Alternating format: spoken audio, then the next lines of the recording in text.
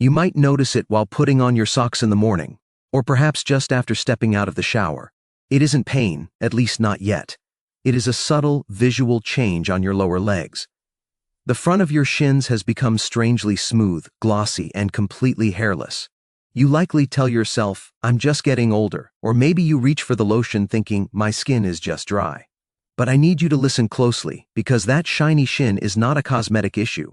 It is a biological distress signal, a flashing check engine light on your dashboard, screaming that the microvascular system is failing to deliver enough blood to keep your hair follicles and skin cells alive.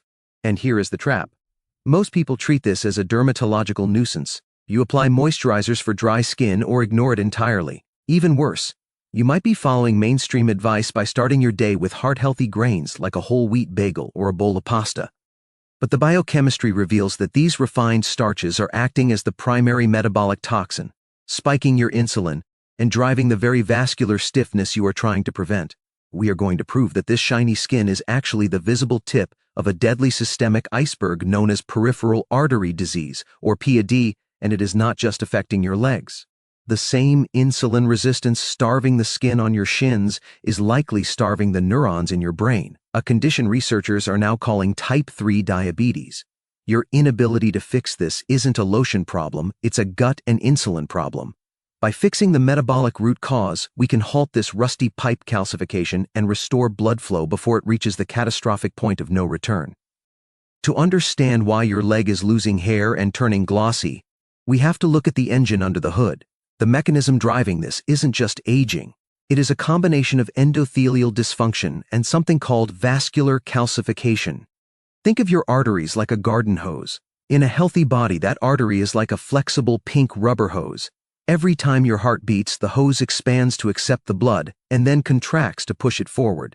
This elasticity is called the Windkessel effect, and it allows blood to flow smoothly to your toes. The inside of this hose is coated with a Teflon layer called the endothelium, which releases a gas called nitric oxide to keep the vessel relaxed and non-stick.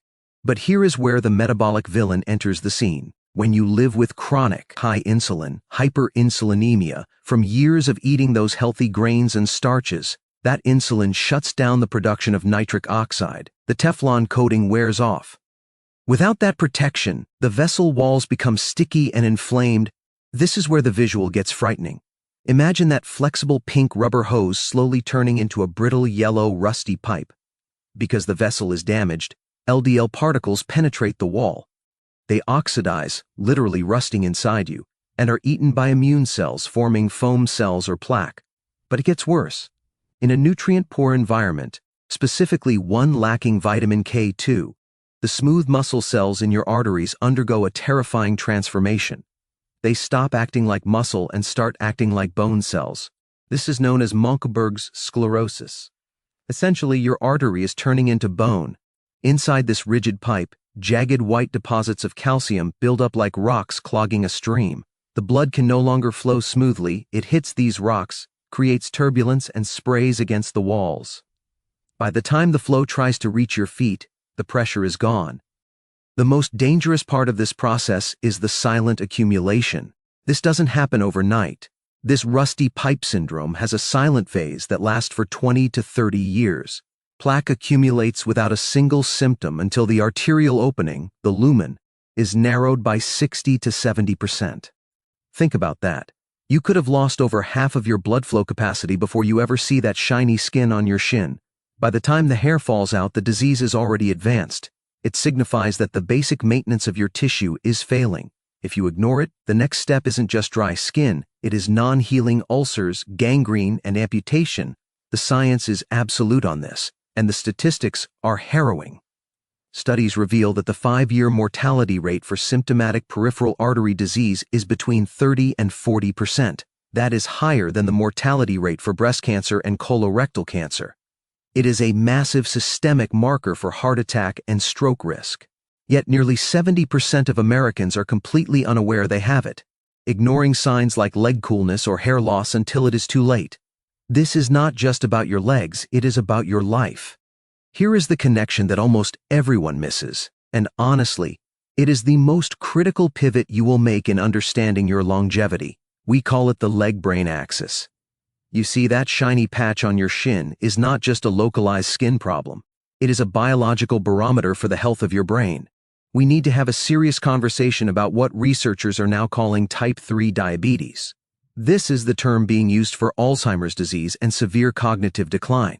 Why link the legs to the brain? Because they share the exact same vulnerability. The microvessels that feed the skin on your lower legs are roughly the same size and fragility as the microvessels that feed the hippocampus, the memory center of your brain. If the arteries in your legs are calcified, stiff, and failing to deliver blood, it is a mathematical certainty that the vessels in your brain are suffering the same fate. If your legs are starving for nutrients, your brain is starving for oxygen.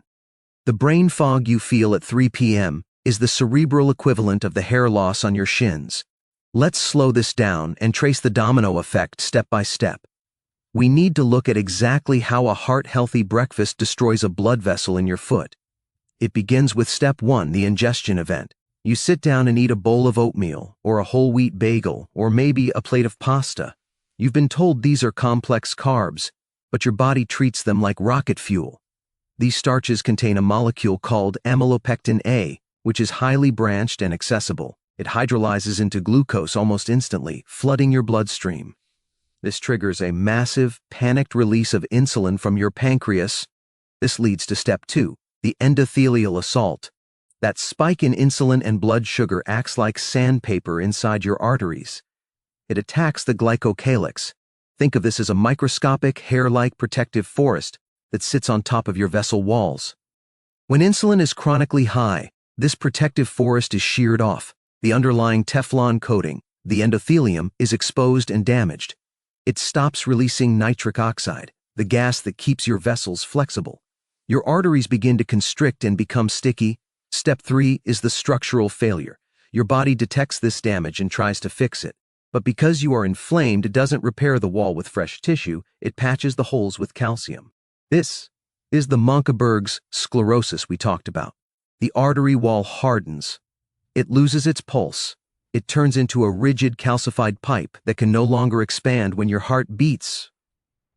Finally, step 4, systemic ischemia.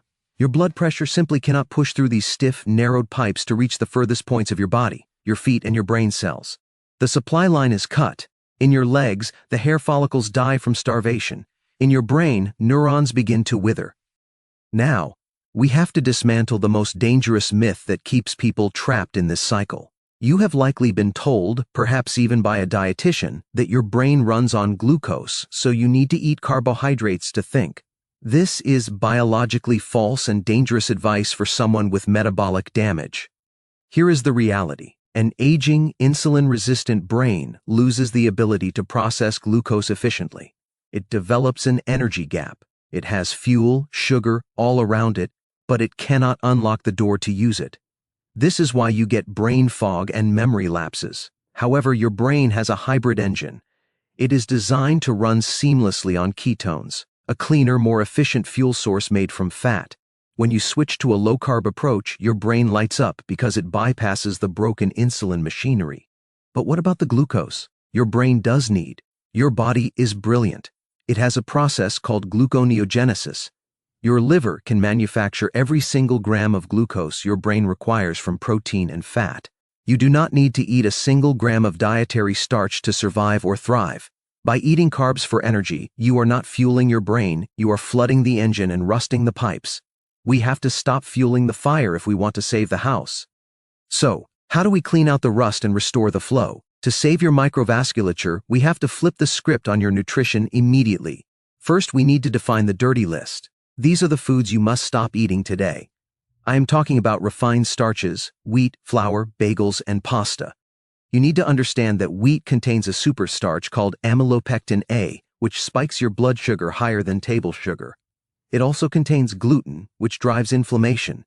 Every time you eat a bagel, you are essentially pouring quick-drying cement into your arteries. Instead, I want you to start eating the Clean 7. These are zero-carb foods designed to heal the vessel walls. First, sardines. They are packed with omega-3s to heal the endothelial lining. Second, aged cheese like Gouda or Brie, which is rich in vitamin K2 to reverse calcification. Third, eggs for the choline your brain desperately needs. Fourth, grass-fed beef to maintain muscle without the insulin spike. Fifth, organ meats like liver. I know it's not popular, but it is nature's multivitamin, loaded with copper and retinol to repair skin structure. Sixth, butter or ghee, which provides butyrate to seal your gut barrier. And finally, chicken skin or bone broth for the glycine needed to rebuild collagen. Now, here is the specific physical intervention you need to do. It is called the stop-start walk. This is not just a casual stroll, it is a medical therapy. I want you to walk until the pain in your legs reaches a moderate level, about a 3 out of 5. Then, stop and rest completely until the pain subsides. Then, repeat this cycle for 30 to 45 minutes. Why? Because you are inducing mild ischemia. You are signaling your body that it needs more blood, which triggers a process called angiogenesis. You are literally forcing your body to grow new blood vessels, biological bypasses, around the blockages. To supercharge this, you need the nutrient hero, vitamin K2, specifically in the MK7 form. You should be looking for a dosage of 180 to 360 micrograms per day. K2 activates a protein called MGP that acts like a traffic cop for calcium. It grabs the calcium out of your soft tissues and arteries and puts it back into your bones where it belongs. Combine this with L-citrulline, which is far superior to L-arginine for seniors, to boost that nitric oxide and dilate your peripheral arteries, and magnesium glycinate to help relax those stiff vessel walls. By doing this, you are not just clearing the pipes in your legs, you are restoring the fuel lines to your brain. But remember, we mentioned that wheat isn't just spiking your insulin, it's also punching holes in your gut lining. Now that we are repairing the rusty pipes, we need to address the invisible barrier that might be letting toxins leak into your bloodstream in the first place.